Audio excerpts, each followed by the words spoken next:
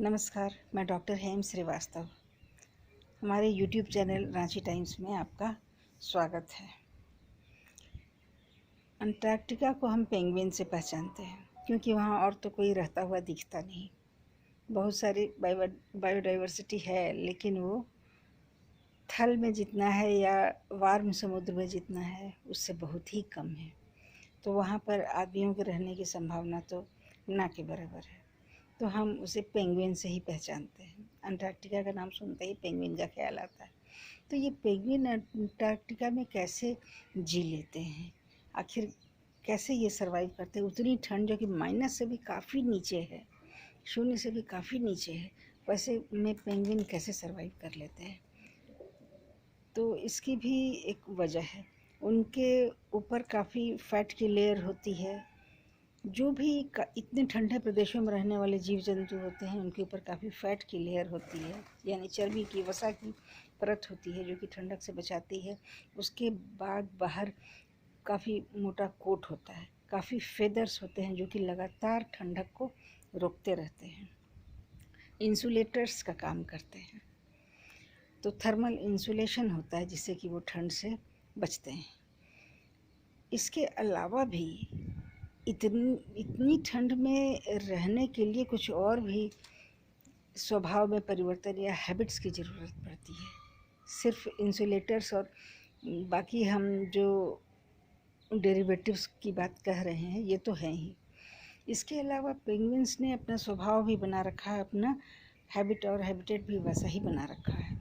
Penguins काफ़ी tightly packed गोले में रहते हैं, बिल्कुल गोल बना लेते हैं, यानी कि 2 डायमेंशनल ये सर्कुलर स्ट्रक्चर बनाते हैं, एक दूसरे के करीब आते हैं, काफ़ी कस करके सर्कुलर एरिया में पैक हो जाते हैं और पैक होने के बाद ये एक दूसरे से सट जाते हैं इस तरह से कि इनके हीट का लॉस, बॉडी में जो थर्मल लॉस होता है या हीट का लॉस रेडिएशन के थ्रू होता है वो बिल्कुल नहीं हो, एकदम से लॉस नहीं होता है।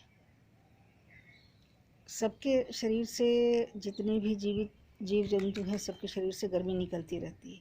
तो यही गर्मी अगर पेंगुइन के शरीर से निकलने लगे तब तो अंदर का जो तापक्रम है और बाहर के तापक्रम में जो अंतर है उसके कारण बहुत हीट रेडिएट कर जाएगी और कुछ ही क्षण में उनकी मृत्यु हो जाएगी, इतने सारे थर्मल इंसुलेशंस के बाद भी।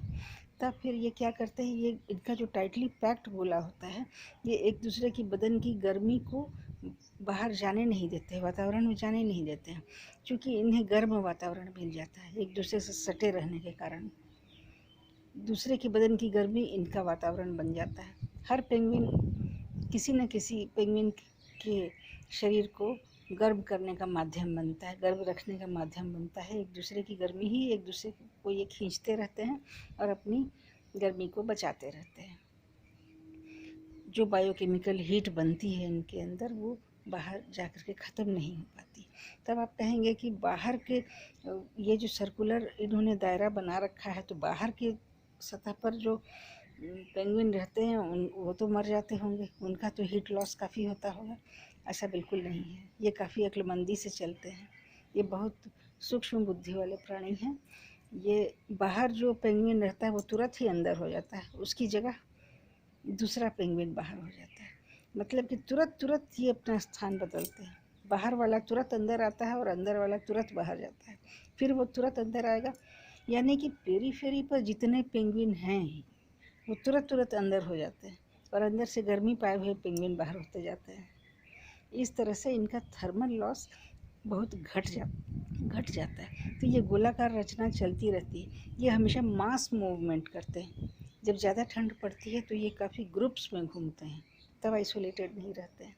तब ये एक दूसरे से चिपक करके इसी तरह से रहते हैं और बाहर वाले पेंगुइन तुरंत अंदर आ जाते हैं, नहीं तो वे तो हीट लॉस से ही परेशान हो जाएंगे। इस तरह से ये अपने प्राण बचाते हैं ठंडक में। फिर मिलेंगे ऐसे ही किसी टॉपिक के साथ अगले वीडियो में। जय हिंद, जय भारत।